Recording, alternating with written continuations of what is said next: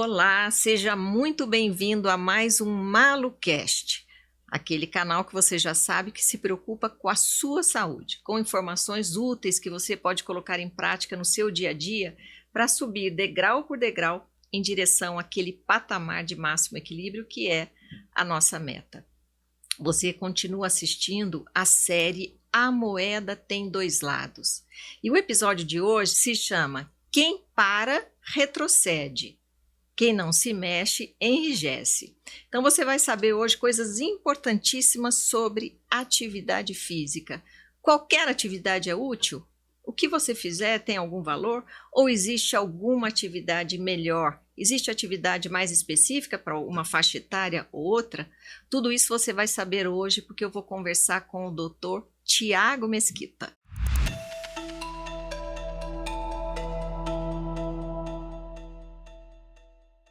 Tiago, é um prazer ter você aqui. Muito obrigado pelo convite, Maria. Obrigado, pessoal, pela audiência. Espero poder contribuir hoje aí com vocês todos. Com certeza, com certeza. A gente já se conhece, né? A gente já conversou muito sobre esse tema, não é à toa que você está aqui. E a gente tem, assim, afinidades na maneira de entender, né? Você tem um trabalho bacana que eu até admiro, Tiago, porque eu já estou nessa linha há 36 anos. Então, na minha época, eu costumo dizer, a gente nem usava o nome medicina integrativa, ela era um pouco, assim, existia um certo preconceito a esse nome, sabe?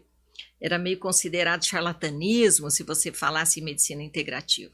E, felizmente, as coisas evoluem, né? E agora eu falo que nós estamos no extremo oposto. Tem gente usando o nome de medicina integrativa sem, de fato, ter um trabalho que vê o processo orgânico de uma maneira integrada, né? Com certeza. E o que eu admiro em você é que você é jovem, né? Assim, está começando essa história e já desde cedo já teve essa visão. E eu até me identifico porque eu também falo isso. Antes de entrar na faculdade eu já tinha essa noção da importância da saúde, sabe? É muito interessante, já até contei aqui para os nossos ouvintes as minhas vivências de infância, sim, mas saúde sempre foi assim uma meta para mim. E se a gente pensar bem, não é a visão da medicina acadêmica, né? Da medicina tradicional. O foco da medicina é a doença. Então, quando eu vejo assim jovens como você já com essa visão que se tornou comum chamar integrativa, né? A minha clínica, eu tive 25 anos uma clínica em São Paulo. E o nome dela era Centro de Medicina Integrativa e Biológica. Na época não existia esse nome. Né? Foi uma das primeiras a ter esse nome do integrativo, no sentido de ver o ser humano de uma forma integral, né?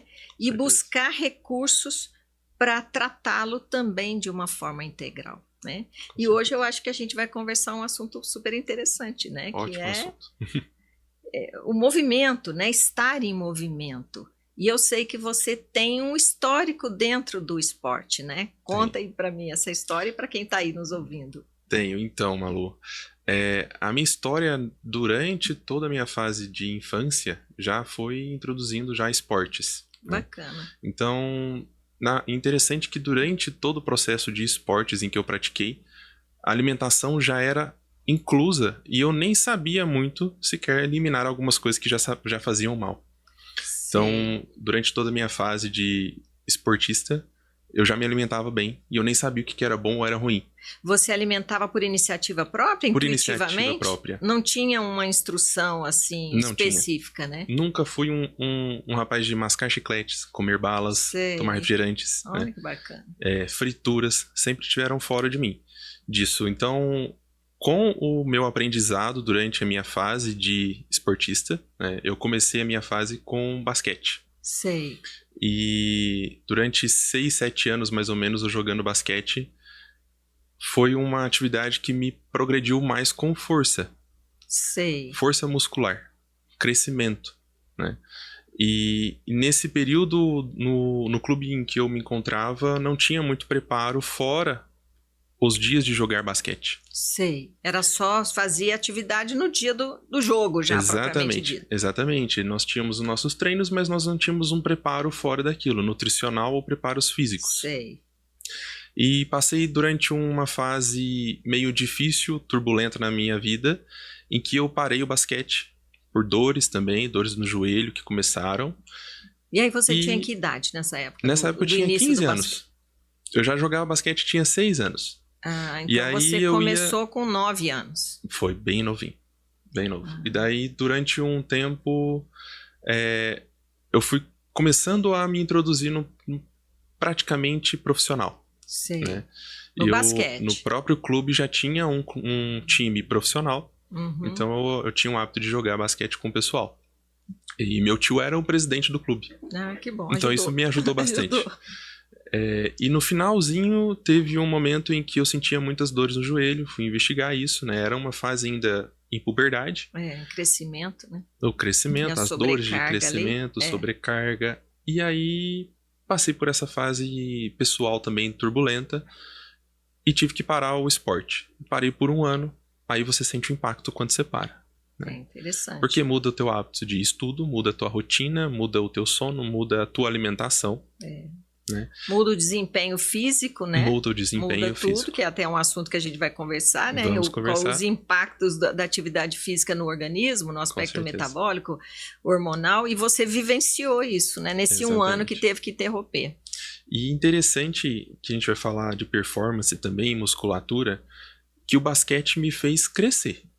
Ah, que bacana. Em altura. Em altura. Em estatura. Mas depois que eu voltei a frequentar o clube, eu voltei com natação. E em um momento em que eu já conhecia todos os professores, eu tive a oportunidade de participar de um torneio. Um torneio é um campeonato interno que tem dentro dos clubes para fazer o teu índice, para saber como você vai ser classificado. Localizar ali numa classificação. Isso. E daí eu participei do primeiro torneio na minha vida de natação. Eu sabia nadar, mas nunca tinha feito treinos, né? E no meu primeiro torneio, eu consegui atingir um índice mineiro que a gente fala. Era um índice que eu conseguiria tentar aumentar mais as minhas performances. Né? E nessa classificação eu fui direto para um campeonato mineiro. Que bacana. Aí todos os professores entraram em contato, falaram, não, Thiago, você tem que nadar.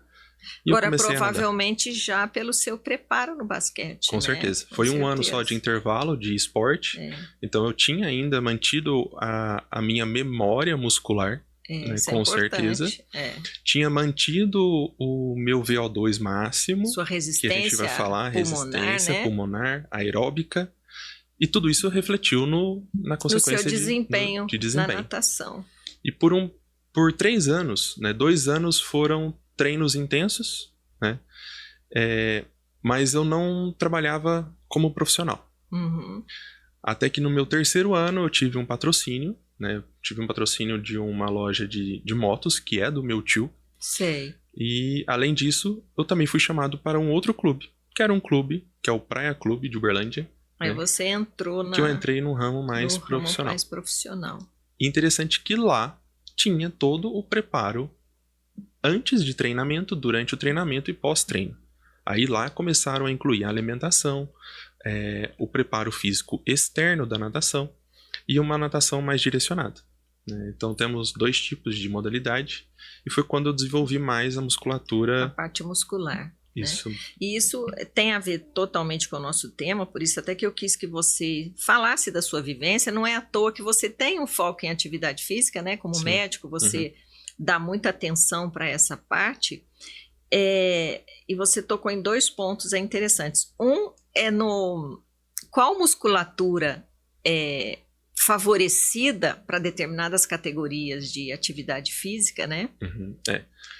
E como isso melhora o desempenho de uma maneira geral, até respiratório, né? Com certeza. E eu quero até dar um alô aqui para a nossa audiência, você que tem filhos, então veja já um exemplo, né? O Dr. Tiago, eu vou chamar de Tiago, viu, Tiago? Pode ficar bom. Ele começou na infância, 9 anos, né? E foi a família que te orientou ou você já tinha esse ímpeto pessoal? Foi familiar. Você vê que o papel dos pais, da família, né, de conduzir a criança para alguma atividade física, eu falo, Tiago, que isso muda destinos. E você é um exemplo disso, né? Até o seu desempenho agora como médico, a sua consciência, a sua percepção do paciente, né, em termos de atividade física, é tudo consequência desse histórico seu, né? Então, até as certeza. opções suas, em termos de linha terapêutica, vamos dizer assim,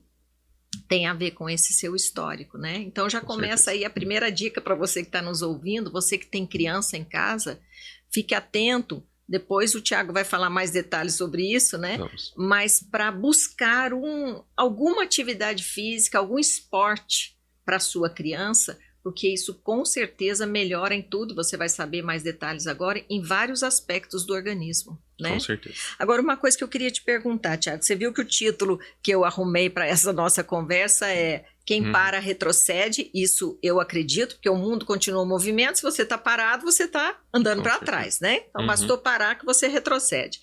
E quem não se mexe, enrijece. Isso na prática é real? É real, é real. Com certeza. Ainda falando um pouco de mim, isso aí é bem prático, né? Eu tive isso na pele. Sei. Então, durante a minha fase de esportista, eu mantinha uma certa qualidade durante os meus estudos. Depois em que eu decidi parar e estudar para medicina, a gente começa a perceber o impacto disso no sono, na nossa performance mental e na nossa qualidade durante o dia inteiro, né? Até no humor, então, né? Começa a mudar o humor, começa a sentir dores, né? Dores musculares, porque durante um preparo de cursinho pré-vestibular, você vive sentado. Você não faz uma atividade física. E o pior erro da minha vida foi esse, ter parado a atividade física. Tinha um certo propósito antes, que era profissional, né? Era alavancar isso, mas aí depois eu poderia ter continuado como um hábito de vida. Não no profissional, porque não daria para, né, conduzir as duas coisas juntas, exatamente. Mas não abandonar, né? Exatamente. Então, a gente percebe em todas as pessoas em que param de fazer uma atividade física e falam, eu vou voltar a fazer academia. E volta com o quê? Primeiro dia já chega cheio de dor. Cheio de dores. Então e isso regride, né? Regride e impede com que continue. Porque as pessoas começam a sentir tantas dores, no dia seguinte elas não vão para academia de novo. Elas vão correr no primeiro dia e não conseguem correr no segundo dia. Que aí é o condicionamento, né? É o condicionamento. Então a pessoa regride no condicionamento, é como se ele estivesse começando de novo, né? E a musculatura, ela perde massa muscular. Você perde massa muscular na inatividade, né? Com certeza. A massa muscular, primeiro que nós temos dois tipos de fibras musculares, né? Para todo mundo saber, temos uma fibra muscular que é a carne branca e a carne vermelha, como se a gente pensasse no frango, né? Sei. A coxa e a parte do peito. O frango não usa muito o peito. E usa muito a coxa para correr. Então, né? A carne da coxa fica mais escurecida, né? Isso. Tem mais mioglobina, ela faz uma respiração aeróbica. E a carne branca é o que a gente chama de fibra de tipo 2, né? Então é uma fibra em que ela tem pouca mioglobina e ela tem que fazer uma fermentação, ela tem que usar a creatina, que a gente tanto fala, existe uma respiração anaeróbica, né? Para que dê força para a gente utilizá-la. E qual é a principal e primeira fibra que a gente perde? Na inatividade. No sedentarismo. A gente perde primeiro força. Então a gente perde a carne branca. Depois a gente começa a perder a massa muscular, em que é perder fibra vermelha. Então, principalmente as mulheres, por causa dos hormônios. Então a gente vê mais atrofia do que homens, né? O homem custa mais para atrofiar mesmo inativo. Mesmo inativo, né? Por causa da testosterona. Tem total vínculo direto com isso. E com o passar do tempo, nós chegamos numa certa idade em que a gente começa a perder progressivamente e ter um vínculo direto na nossa perspectiva de vida. Então, a partir dos 40, 50 anos, nós temos uma perda de força para quem é inativo. Sempre considerando a inatividade, lógico, porque a gente vê pessoas aí que praticam esporte, né, que estão já com idade avançada e com a flexibilidade, com a força muscular, com o tônus muscular preservado. Então, se a gente colocar no mesmo pacote os inativos, os sedentários, então a partir dos 40 anos é quando acelera a perda da força muscular. E interessante, a massa, né? A massa. E interessante que essa é a faixa etária em que todos os nossos hormônios começam a mudar a partir dos 30, 40. Homem começa a perder, diminuindo testosterona a partir dos 30. Mulher começa a alterar os hormônios de estrógeno a partir dos 40, perto de menopausa, climatério. Então a gente tem essa alteração vinculada à perda muscular também. Como causa ou como consequência? Como causa. A perda muscular está ligada a essa baixa hormonal. Isso. E interativo também com o processo de engordar. Também perde massa muscular. Interessante, né? Porque a gente fala tanto das pessoas em que estão com sobrepeso e obesidade também. É um anexo aqui que a gente vai fazer. Porque perder peso também está vinculado com ganho de massa direta. Quando nós ganhamos massa numa atividade física, nós fazemos queima de gordura localizada. Tá queimando gordura. Então, as duas coisas, você vai perdendo gordura e ganhando massa muscular. Com certeza. Né? É mais um benefício. Mas eu já vou até entrar num assunto que eu acho de total relevância. A gente começou falando das crianças, agora vamos passar lá para os acima dos 40 ou 50, né? Que é a constatação recente. Se no meu universo essa constatação é recente, eu acho que ela é mesmo recente, né? Que é a importância da força muscular das pernas na longevidade. Sim. Eu acho isso uma coisa assim que é impressionante, porque é até um exame, né? Sim. Como é que você vê isso na sua prática diária lá com seus pacientes? Sim. Quando a gente fala de segunda ou terceira faixa etária da nossa vida, nós começamos a mudar um pouco todo o nosso sentido do corpo. Nós temos que fazer uma avaliação funcional, e nós classificamos essa avaliação em 3 tópicos. Sei. Né, da fase senil ou senilidade, quando está associado a uma comorbidade. Avaliamos a função mental, avaliamos a função social e avaliamos a função motriz. Né? Então, a mental está vinculada à cognição, memória, compartilhamentos, humor. Certo. A função social aos vínculos em que as pessoas têm, seja religioso. A própria religião, fizeram estudos recentes aí, em que a própria oração, tem um aumento de perspectiva cerebral contra Alzheimer. Você vê que é incrível, olha que interessante. Então é um vínculo. E a parte funcional vinculada à motricidade. E aí a palavra integrativo, né? Você ter um olhar realmente amplo, vendo tudo que interfere na vida da pessoa, né? Sim. E tentando otimizar cada um desses aspectos de maneira integrada para, como eu digo, subir a escada em direção a um patamar de máximo equilíbrio, né? Então, aí vamos continuar no nosso lá da terceira idade, a parte motora dele. Isso. A perna é relevante. A perna é relevante. Existe um estudo de 2016, foi lançado no The Lancet, falando do aumento da perspectiva de vida.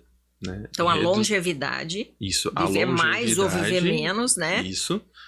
De acordo com a força muscular dos membros inferiores. Isso então, é fantástico. Por quê? Vamos pensar então o motivo disso, né? Em vez de traduzir um estudo. Hoje, a nossa fase senil, nós estamos em casa, sentados assistindo televisão, a gente acorda, toma café, deita no sofá, assiste televisão, levanta. Usa as pernas. Não usa muito as pernas. O nosso tempo depois de aposentadoria é esse. É ficar em casa. O Tiago, e mais do que isso, não quero te cortar, não perde a sua linha de raciocínio, mas veja, hoje pela excesso de atividades, você não tem tempo nem para ir a pé num lugar que você iria em condições normais, né? Por exemplo, na minha fase ali de jovem até a faculdade, eu sempre fui a pé. Então, eu andava em média por dia 10 quilômetros, porque de casa para a faculdade era 2,5 e voltar deu 5. À tarde era para o hospital, era mais 2,5 de ida e volta. E você fazia isso brincando, porque a sua vida era dirigida para isso.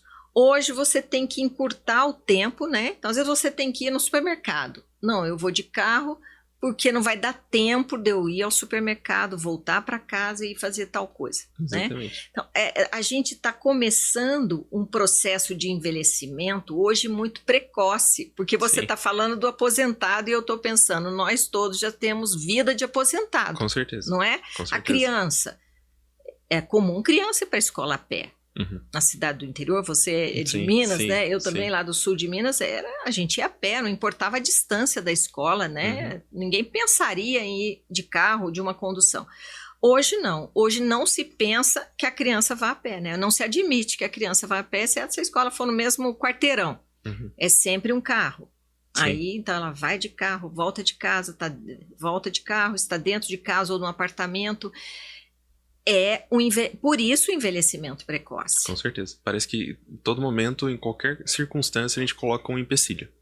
Exatamente. Não, porque nós não temos tempo. Esse é o maior empecilho de todos, né? A gente nunca tem tempo pra nada, parece. Esse é o tempo. Nem mesmo pra cuidar da própria alimentação. Esse é o nosso inimigo, né? Deveria ser o nosso amigo, porque o tempo é que te possibilita tudo e ele acaba sendo porque a gente se sobrecarrega de funções, né? Com certeza. E com a informatização de tudo, mais ainda. Porque antes, eu sou da época das cartas, você escrevia uma carta e ficava esperando 7 dias, você ficava pensando, não, agora o correio entregou lá, até a pessoa responder. Hoje você manda uma mensagem, se a pessoa não te responde ali em tempo quase real, né, assim, imediato, você já gera uma ansiedade. Será que não leu? Será que não vai responder? Exatamente. Não é? Então, isso. Mas vamos voltar lá no nosso, então, nas pernas, né? Que é o nosso parâmetro de avaliação da longevidade. Isso. Então, naturalmente, como você vinha dizendo, vai atrofiando por desuso. Por desuso. Um braço engessado, quando você tira o gesso dali 60 dias, ele está atrofiado. Com certeza. Né? É o uso e desuso. O uso e desuso. Não está usando, atrofiou. Isso. A questão das pernas, eu percebi mais nesse levantamento do estudo. Por quê? Porque sem força nas pernas, você não locomove dentro de casa. E quanto menos a gente locomove, mais a gente perde interação social. Mais a gente fica prostrado. Menos a gente se hidrata. O idoso que não levanta para tomar água. Não precisa nem ser idoso. Mais desanimado fica. Mais desanimado. Vem a depressão. Aí vem todas as consequências da inabilidade. Aí é aquela cascata de eventos para baixo. Sim, né? Exatamente. E se você mexe num aspecto, que é o que você vai falar, fortalecimento das pernas, você faz o caminho contrário, você faz uma cascata para o lado positivo, né? Exatamente. Que você recupera a sua força de movimento. Então, você tem mais ânimo, você sabe que você é capaz de ir, por exemplo, na padaria a pé, né? Pensando no idoso, no mercado a pé, você vai e volta. Você sabe que eu tive uma vivência, não vai perder o seu raciocínio, que esse assunto é interessantíssimo. Eu moro no 13º andar. E um dia lá, acabou a energia elétrica, e foi aí que eu constatei que não tinha gerador no prédio, não sabia. E ficamos sem elevador, eu tinha horário para sair para o trabalho. Eu falei, bom, vou de escada. Eu fiquei 2 dias com dores nas pernas, né? Mas foi a melhor coisa que aconteceu, porque eu vi que era possível. Não foi nenhum problema descer os 10 degraus, os 13 andares, né? E depois eu fui aprimorando meu desempenho e ficou cada vez mais rápido. E eu desço mais de uma vez ao dia sem dor nenhuma. Aí é o condicionamento. Então você vê que isso abre um novo horizonte. Você vê que é capaz. Isso. No primeiro dia, até minha funcionária estava lá, ela falou assim, eu não consigo descer tantos degraus, não. Eu falei, não, vamos conseguir sim. E eu desci, aí ela também passou a descer. Né? Então é isso que você está falando. Uma coisa, o bem, ele vai gerando outras coisas positivas. Com certeza. E como é que é esse teste, Então, Thiago? aí existem vários testes para avaliar funcionalidade. Então, o que seria funcional na parte motriz? Porque também temos a parte orgânica. Podemos esquecer disso, que são os que comprometem. Visão, auditivo, mental também, né? Mas também tem as possibilidades também das perdas, as perdas urinárias, os esfíncteres. A gente vai perdendo isso durante o nosso envelhecimento. Isso aqui é a parte. Agora, a parte motriz. A parte motriz a gente tem que avaliar muitas coisas. Potência, coordenação, equilíbrio, resistência. Resistência é o principal exercício que eu aconselho a todo mundo fazer hoje em dia. Força, flexibilidade, agilidade. Então, tudo isso aí entra na avaliação de motricidade. Então, Da parte motora da pessoa, isso. né? Como é que tá aquele sistema músculo-esquelético, vamos dizer assim. Exatamente. Os ossos, os músculos, os tendões, como é que ele funciona. Você tem que levar em consideração todos esses aspectos, né? Isso. E aí foi feito um teste para avaliar isso. Tem vários testes. Então, um dos testes em que consegue mais ou menos unir 3 pontos, né? Coordenação, equilíbrio, agilidade e um pouco de força, foi um teste feito, que foi levantado vários estudos. Hoje em dia as pessoas usam bastante isso, médicos do esporte, fisioterapeutas, né? Que é o teste de Time Up and Go, que a gente fala. Então, existe um teste em que as pessoas, os avaliadores, deixam uma cadeira sem apoio, né, a uma distância de 3 metros de um destino, em que a pessoa vai levantar da tua melhor forma, vai caminhar desses 3 metros, fazer um giro no próprio eixo e voltar e sentar de novo na cadeira. Isso é contabilizado um tempo. Esse teste é de 1970 e poucos. Olha. Então, em 1990 até 2011, foi feito um levantamento de 6.000 pessoas. Então, olha o tempo de estudo. E dessas 6.000 pessoas, eles conseguiram padronizar alguns tempos que seriam vinculados a um risco maior de queda e uma longevidade maior. E foi feito, então, um limite.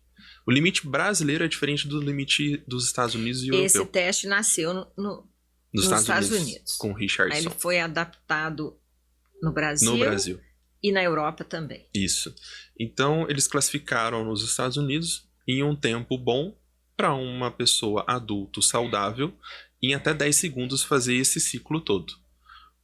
Um idoso saudável, rígido, né, mas com algum comprometimento, seja de alguma comorbidade que não tenha comprometimento motor, até 20 segundos. E acima de 20, sendo 30 ou acima de 30 ou 40, esse aqui tem alto risco de quedas, piora da morbimortalidade, piora da qualidade de vida, mais riscos de adoecer e morrer. Aí a gente consegue pensar lá naquilo que a gente estava falando das pernas. O tanto que os testes se encaixam. A pessoa em que não tem uma facilidade de levantar na cadeira, ela não consegue levantar e caminhar. Ela não tem força muscular inferior. Isso aí faz o quê? Inabilidade, depressão. Vai limitando a vida da pessoa, né? Exatamente. Então é monitorado o tempo. Isso é bacana, porque é um teste simples, né? Ele não exige equipamento nenhum, né? Não ser um relógio para você monitorar o tempo. E que a gente pode até fazer uma autoavaliação. Com certeza. Não é uma coisa mensurável, não vai saber exatamente o que isso representa do ponto de vista de longevidade, mas não importa, a pessoa pode, você que está aí nos ouvindo, você pode fazer esse teste, você deixa uma cadeira, senta nela, mede ali 3 metros, você tem agilidade, tem uma boa disposição, você levanta rápido, vai rapidamente, volta e se senta, ou você tem que se apoiar, você tem que fazer uma alavanca para conseguir levantar da cadeira, e mesmo para sentar, né? Às vezes a pessoa precisa de um apoio. Se isso está acontecendo, você já saiba que tem que recuperar a força da sua musculatura das pernas, porque isso está comprometendo a sua longevidade, né? Você sabe que eu tenho um estudo que fiz eu e a doutora Eliana Pim sobre o processo de envelhecimento, né? Isso deu origem até a um livro, Idade Biológica. Isso numa época, isso foi em 2000, né? Já estamos aí há 24 anos desse estudo que nós fizemos, avaliando todos os fatores que aceleravam o tempo, né? Nesse livro tem um capítulo agentes aceleradores do tempo e agentes rejuvenescedores. E atividade física lá naquela época, há 24 anos, a gente já citava como um fator importante na regeneração celular, porque você melhora. Até agora a gente pode abrir aqui para um assunto importante. Quais os aspectos do organismo que a atividade física melhora e, consequentemente, retarda o envelhecimento? Do meu ponto de vista, ela rejuvenesce, mas vamos dizer, no mínimo, ela retarda o envelhecimento. Ela afeta no cardiocirculatório, esse é o mais, assim, o mais imediato, né? Sim. Você está mexendo, a circulação está sendo ativada, né? Sim. Nós temos que avaliar algumas coisas quando a gente vai falar de atividade física.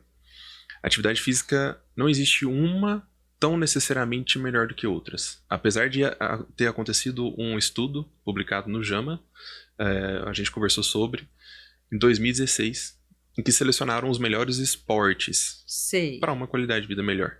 Mas cardiovascular e força motora. Levando em consideração esses dois aspectos. Isso, né? Classificaram 3. Natação, o atletismo. Atletismo é corrida, tênis, né? E a corrida, e o tênis. Então o tênis, a corrida, vou falar assim para ficar mais fácil. E a natação. E a natação. E a gente vai pensar em grupos musculares ali diferentes, mas todos estão usando força. A natação com menos impactos, né? Porque é uma atividade com baixa densidade dentro de uma água. Dentro da água. Né? E outros com alta intensidade exigindo forças, seja musculares ou seja das pernas. Que é dos braços, né? Do tênis. Também exige força de perna, mas mais a corrida com a perna, né? Então todos eles a gente está vendo atividade de força, quer dizer, recuperar a força muscular, que é o que a gente está conversando na longevidade, né? Que impacta. A gente não pode tentar separar muito. Existe o aeróbico é melhor do que o anaeróbico. Exigir mais função pulmonar ou só força muscular. Mas os estudos mostram que a força muscular de resistência e de força mesmo do músculo está vinculado a uma melhor qualidade de vida e expectativa de vida. Isso é musculação, né? Para ficar fácil aí para quem está nos acompanhando. Então, a musculação, ela é fundamental. É fundamental. Lá, o idoso, ele tem que ir para academia com um programa de musculação. Com certeza. Adaptado a ele, se tiver alguma limitação, né? Alguma dor, coluna e tal. Mas sempre o que tem que fortalecer é o músculo. Sim, sempre. Todo cronograma que é orientado para um paciente, a gente tem que individualizar isso, né? Então, tem uma prótese de coluna, tem uma prótese de joelho, mas a gente consegue adaptar também ao que a pessoa gosta de fazer. Então, vamos supor que as pessoas não gostem de academia, não gostem de musculação. Então faça alguma coisa então que faça resistência muscular. Porque só fazer então uma caminhada não vai te fortalecer. Resistência. Não vai te fortalecer. Então existem atividades em que a gente pode fazer dentro de casa mesmo, como você citou, subir e descer a escada. É uma atividade ótima, né? Se fizesse isso todos os dias, seria melhor ainda. Então ali você tem uma resistência, né? O impacto ali no degrau, né? Degrau por degrau, você faz uma resistência. Na subida mais do que na descida, né? Na subida mais do que a descida. A descida, todo santo ajuda. Todo santo ajuda, é isso mesmo. E a parte hormonal, né? Também, o exercício, né? Sim. Ele libera hormônios importantes. E aquela história que fala que quem começa uma academia não para mais, fica viciado. Não para mais. É um processo de quem começa é difícil, mas quem permanece e faz a manutenção que a gente fala, ela não quer mais parar. Quer parar. Porque tem a ver com o hormônio, né? Tem a ver com o hormônio. Tantos benefícios assim em tudo, até esteticamente, mas tem a ver com a parte hormonal. Interessante. A gente libera muitas, mas muitas catecolaminas que a gente fala, que são serotonina, endorfina, adrenalina. Por isso que a gente recomenda, não faça atividade física tanto sempre no período noturno. Porque isso compromete um pouco do sono. O sono. Vai tem que ter ser no muita mínimo adrenalina. 4 horas antes de dormir. Antes. Então essas academias que ficam 24 horas funcionando, que a gente às vezes passa e vê as pessoas lá 11, meia-noite, não é o correto, né? Não é o correto. Porque se a gente pensar assim, é bom fazer um exercício quando a gente pode? É aquela história do título, não é melhor fazer qualquer coisa do que não fazer nada. Mas você tem que procurar sempre fazer o melhor possível, né? E aí o horário do exercício é lógico, porque se libera adrenalina, você chega em casa a 1000 por hora, até aquilo entrar num estágio de equilíbrio para induzir o sono, você já foi noite adentro, né? Já, exatamente. Então é o fator que a gente está falando. A saúde tem 2 lados, sim, nesse momento aí. Não tem jeito. Se uma pessoa em que ela é matutina, dorme durante o dia e mais trabalha durante a noite, ela compromete o sono, compromete o período de atividade física. E o contrário também. Se uma pessoa vai fazer só atividade física durante a noite, ela vai comprometer o sono. Ela vai ter o ganho de força muscular. Mas ela vai ter a perca de alguns hormônios importantíssimos durante a noite. GH, testosterona. Exato. E tem as endorfinas também que liberam, né? Então você melhora a dor, né? Melhora a dor, Melhora o humor. Interessante. Né? Contra a depressão, contra Alzheimer. Hoje até faz parte do tratamento de depressão, né? Faz parte. De novo, o integrativo. Sim, sim. Né? Então, para qualquer idade, mesmo para criança, atividade de força, a criança já pode fazer? Atividade de resistência? Isso, vamos entrar então lá na criança. A criança, a gente não recomenda a musculação. Certo, quer dizer, não, fazer para hipertrofiar músculo, isso, não. No sentido de você ter uma força aumentada durante a fase de infância em que a pessoa está passando por puberdade, são hormônios em que a criança precisa ainda adquirir e sedimentar no corpo. Então, acontece muitos prejuízos de crescimento.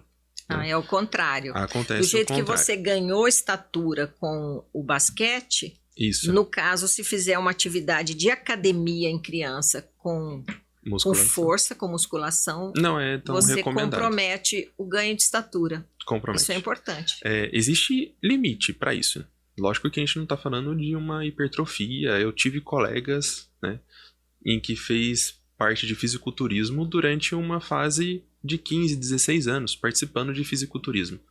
Não cresce. Não é a idade não cresce adequada. Em estatura. Não cresce, tem um comprometimento. E a gente vê mesmo, né? A gente vê que eles não têm uma estatura muito alta, né? Com certeza. Mas, nas crianças, a gente sempre recomenda também alguma coisa mais particularizada. Lógico que tem a ver com comorbidades ou não. Ter uma asma, bronquite, melhora com um aeróbico, melhora com uma natação? Melhora, com certeza. Quem tem um padrão de ter rinite e sinusite, melhora com contato com a água. Melhora. Talvez piore um pouco com o contato com a terra, jogando tênis, por exemplo, num ambiente muito seco. A poeirinha ali, né? Talvez piore um pouco. Né?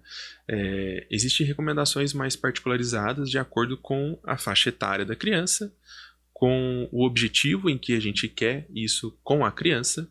Nunca é parar o fator incentivo de recreio, vamos dizer assim. A forma recreativa da criança no esporte é importantíssima. Exato. E interessante. E a interação, né? E interação. Isso aí que eu ia falar agora, Malu, é muito interessante. Vou retomar um pouco da minha história. Durante a minha fase de criança, como eu perdi um irmão, eu senti um impacto muito forte. Então, o isolamento social veio. Então, nessa fase da minha vida, eu tinha 10 anos, eu comecei a praticar um pouco mais de esportes coletivos. Então, tem esse vínculo também. Uma criança que tem um TDAH, que tem um autismo e que tem uma parte não social muito vinculável, ela um comportamento tem um mais retraído, né? Que às vezes tímido. É da própria personalidade da criança, né? Isso. Ela vai se beneficiar, sim, com esportes coletivos. Enquanto que o individual, em que aquele próprio estudo, ele classificou 3 tipos de esportes todos individuais. Mas também tem um lado positivo. O individual incentiva você mesmo a correr atrás daquilo que vai ser bom para você. Do seu desempenho, Do seu desempenho. Porque o resultado é individual. É individual. Né?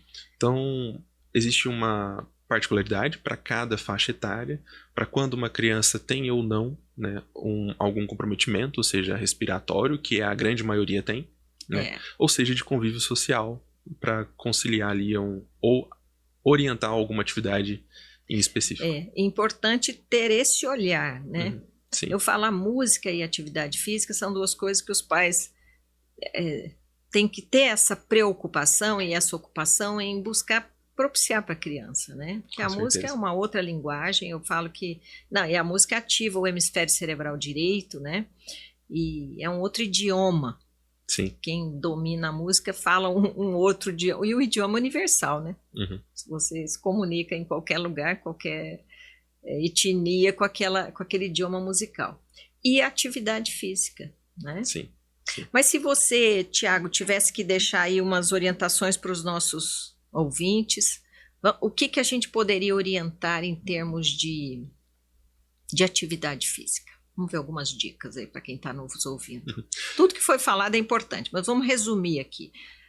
Eu acho que eu, por exemplo, começaria para essa consciência das pernas, né? Consciência das pernas é o principal para quem quer ter uma longevidade. E independente de ser idoso ou não, Independente né? de ser idoso Porque ou não. se você já vai fortalecendo. E aí, eu não quero perder essa linha das dicas, mas você vê civilizações que já tem, os antigos, ficar de cócoras, né? Era uma posição muito comum. A gente, em criança, não sei se você é dessa geração, mas a gente agachava, a gente ficava agachado, conversando, agachado, brincando, né? Uhum.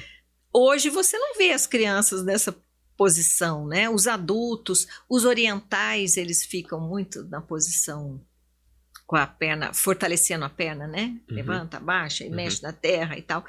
Então, esse é uma dica que pode fazer em casa, né? Com certeza. Então, a gente consegue classificar a atividade física muscular em 3 padrões, né? Isométrica e isocinética, né? E a outra seria mais a parte de isotonicidade. Então, o que a gente vai falar um pouco disso? O que você acabou de falar de ficar de cócoras aumenta a nossa resistência. Certo. A parte isométrica, que a gente fala da parte de fortalecimento muscular em força, que seria o quê? Vamos supor que eu vou fazer um bíceps. O bíceps ele faz uma parte concêntrica de contração e excêntrica de liberação, de extensão, de relaxamento muscular. E na própria academia, muitos coachings aí vão falar quando que a gente quer fazer hipertrofia ou não, né? Resistência seria a parte isotônica. Essa tonicidade, ela tem 2 tipos de exercícios muito clássicos assim durante a academia que todo mundo faz, né? Que é a prancha, a famosa prancha, que as pessoas ficam de bruço, apoiadas no cotovelo, com um quadril erguido, que a grande maioria não faz em prancha reta, então faz uma pressão em coluna, então tem que ser elevado, e com os pés abertos. Sei. Isso aqui dá tonicidade, dá resistência, dá pouca força, mas ele te dá força. E um outro bem simples de se fazer em casa mesmo, que as mulheres fazem muito isso em academia, que seria o agachamento em 90 graus.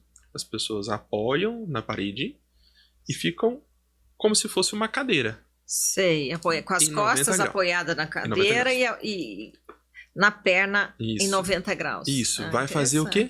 Perna. Muita resistência de perna. Daí fazem intervalos, né? A gente faz intervalos de 15 segundos, 1 minuto, depende do objetivo. Fica, por exemplo, 15 segundos naquela posição, fica em pé novamente. O ideal é que você faça sempre aumentando o teu tempo. Quando você vai aumentar o teu tempo? Você sente queimando as pernas. Você chegou tempo no nessa limite, posição, né? Da cadeira. Vamos chamar a posição da cadeira. Sentiu que tá queimando, volta. Supera um pouquinho. Aí depois você para, faz o repouso e tenta fazer de novo, né? Só que, lógico, tem que ter um tempo mínimo, pelo menos, né? Então começa ali com 10 segundos, 15 segundos e vai aumentando. 1 minuto. Tem gente que consegue fazer prancha aí de 10 minutos. A prancha é a outra. A prancha é a outra. Então são padrões aí de exercício que dá para fazer em casa. Né? Aumentar o fortalecimento de perna. Não, fazer esse daí é bacana. Né? Esse é fácil. Equilíbrio, simples equilíbrio que a gente pode fazer para um idoso em que tá com perda de força, não consegue mobilidade, tá com sarcopenia. Insegurança no andar, né? No caminhar. Medo. O que pode fazer? Apoia numa cadeira e começa a equilibrar em um pé só. Você vai fazer peso na outra perna. Certo. Você vai melhorar o teu equilíbrio. E você não está sobrecarregando nada, né? Não está sobrecarregando. Até porque ele tem um autocontrole, né? Se ele sentir algum desconforto, ele abaixa a outra perna. Exatamente. Descansa um pouquinho e aí vai troca a perna, né? Exatamente. Então são coisas fáceis de fazer e que fazem toda a diferença, né? Fazem diferença. Então uma atividade de pernas, mesmo em casa, é importante. Subir e descer a escada, fazer essa alavanca com o pé também. Você está sentada e faz uma alavanca para cima com as pernas. Sei. Tenha esse hábito de mexer as pernas, né? A gente não faz isso durante um voo? Faz. Não faz a contração de panturrilha? A gente fala lá de tanto trombose. Exato. Contração de panturrilha é um outro estudo que foi levantado também de fortalecimento de panturrilhas, não só do membro inferior incompleto, né? Então, o que mais que poderíamos fazer? O apoio na cadeira, né? E a caminhada dentro de casa, por mais que as pessoas falem assim, minha casa é pequena, meu apartamento tem 70 metros. Uhum. Faça uma caminhada. Tenha o hábito de levantar a cada 10 minutos da cadeira e fazer uma caminhada. Fazer alguma coisa, né? A cada 10 minutos, pelo menos, você não pode ficar parado. E aí o teste em si, mas transformar aquele teste em exercício, né? Levantar da cadeira e ir melhorando o seu desempenho. Primeiro apoiava, de repente não está apoiando mais, justamente porque fortaleceu a perna, né? Isso. E o teste que a gente vê, Malu, nós somos orientados muito a fazer só diagnósticos de coisas ruins. O teste também serve para você ver o contrário. A tua melhora. Com certeza, ele é um parâmetro de acompanhamento, né? Ele é um parâmetro. E a própria pessoa, foi exatamente isso que eu pensei. Ele mesmo vai se monitorar. Puxa vida, antes eu tinha tanta dificuldade de levantar, tinha que apoiar, agora eu já estou conseguindo levantar sem apoio nenhum, né? Já vou mais rápido ali, que não seja 3 metros, se não tiver um espaço suficiente, mas que ele vá a algum ponto, limite, volte e sente de novo. Então é uma autoavaliação. E em termos mesmo profissional, é um teste importante para a longevidade. Importantíssimo. Né? Então não é nem o tempo de vida, é o tempo de vida com qualidade. Com qualidade. E atividade física é tudo. É tudo. Né? Poderíamos falar aqui horas e horas a respeito. Horas e horas. Mas eu acho que você levantou temas importantes. Eu acho que quem está aí gostou. E ficou bem claro a história, você que está nos acompanhando, da moeda tem 2 lados, né? Exercitar é importante? Isso a gente ouve desde que a gente nasce, né? Mas existem hoje já estudos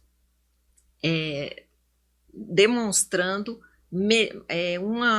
um resultado melhor num determinado exercício, né? Com certeza. Fique atento aí. Primeiro, criança sempre conduza para alguma atividade física. Musculação não, tem a hora certa de começar, né?